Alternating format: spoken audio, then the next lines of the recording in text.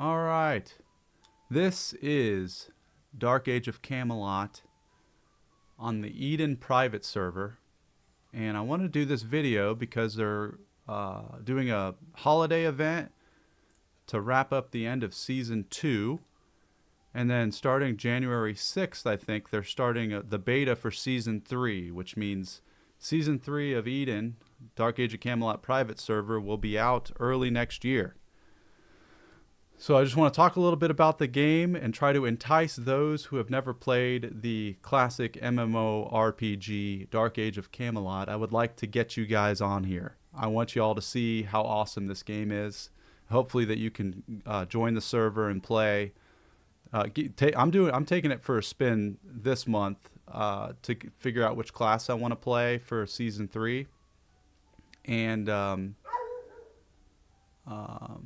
you could do that too. So it's totally free to play. So there's 3 different realms to choose from. You've got Albion, you've got Hibernia, and you've got Midgard. And each of these realms, I'll click Albion, has different classes to play. So Albion, you can be these races, and you've got these classes to pick from. All of the classes are different for every single realm. So let's count this. Let's do some counting. 2, 4, 6, 8, 10, 12, 14, 15, because the Mauler's not available. There's 15 classes per realm, 3 realms, so it's like 45 classes, and they all have different specs. And they're all really interesting and play differently. So you could come on and be an Albion person, be a Highlander. You could be a Saracen. You could be an alien Incanu. You can't be a Minotaur yet, I don't think. You could be a half ogre though. And then you could pick which classes you want to play, and they're all interesting. My favorites on Albion are the Necromancer. The Necromancer is unique. You're basically a ghost with an undead minion that performs actions for you. The Friar is one of my favorites. It's like a dual wielding two-handed staff, and it's like cross spins it and does cool attacks and heals and buffs, and it's like a DPS monk from EverQuest is like the Friar, with a 2-hand blunt. What else is cool on here? The Minstrel Suite. The Minstrel, you can like charm a pet. It's kind of like the EverQuest Bard a little bit, except, yeah, there is some twisting involved. But it's unique. You can mez, you can have speed songs, and you can charm stuff. For Hibernia, I'm just going over these real quick to show you a little bit about what we got. So this is the Lorikeen. This is all kind of Celtic themed. The music is my favorite in Hibernia, the ambience and stuff. This is the smallest race you can be, which is tough to see. So this whole game centers around realm versus realm. The end game is mostly PvP. There is good PvE content, but the real fun and excitement of it is the player versus player, realm versus realm battles. You gain experience when you kill people. You can level up all the way through the battlegrounds, and this private server does it in a unique way where there's battlegrounds, level 10 to 14, 15 to 19, 20 to 24, all with the same level range of people that you'll be fighting and grouping up with. And you can stay in the battlegrounds throughout to level up all the way through.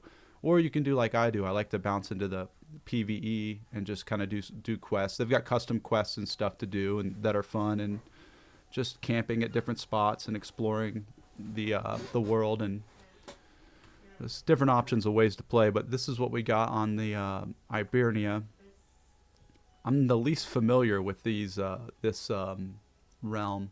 The Enchanter's pretty cool because you can have like a pet that can like do range magic attacks, and I think you have some speed.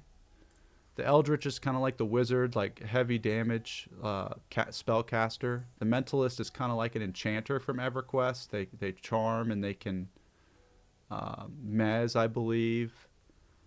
The Nightshade and the Ranger, the stealth classes in this game are really cool. It's a unique way to play. Ranger, you can shoot bows from afar. You have some spells that you can cast for yourself. Nightshade is like an assassin, and you also have spells too as well. It's a stealth assassin class with spells. Now the unique classes on here, this Animist, there's no other MMORPG I've played that has a class like this, but it summons turrets. It summons these plant pets, and you can have like, I think 7 of them, I think, at a time, and they last for like 2 minutes, and they just attack anything that comes around them. So you can kind of like set up a camp or go to a keep or a castle in RVR and position these things, and they'll just automatically bomb players that are coming at you. It's pretty sweet. Veilwalker's awesome too. They have like a 2-handed scythe, and they cast spells, and they have like side attacks that they do. They're really fun. Bard, it's like a healing class with speed and mez capabilities. Yeah, so that's Hibernia. All right, and then Midgard. This is the realm that I'm playing right now. I'm doing a Thane. Thane is pretty sweet. They're like cast range lightning spells, and they're close combat. The Hunter's awesome. That's the ranged stealth class. You can have a pet as well. The Shaman is very popular. They do heals and ranged damage. Bone Dancer is really sweet. Bone Dancer, you can have like 5 pets that follow you around, and you have instant cast life tap spells that are really good. The Savage is like hand-to-hand fighter. They have a hand-to-hand. I think they're the only class that uses hand-to-hand weapons, and they have some spells to boost them or buff themselves. What else we got here? Shadowblade's like the assassin class, the stealth class. The Scald is really fun. The Scald is like a battle bard. They have the instant mez, speed songs or chants, damage add chants, endurance regen chants, and then they're like chainmail 2-handed weapons.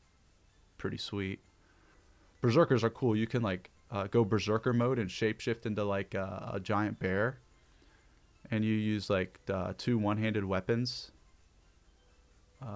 They're pretty sweet. And then like the let's see, the casters. Spirit Master has like a pet that you move around with.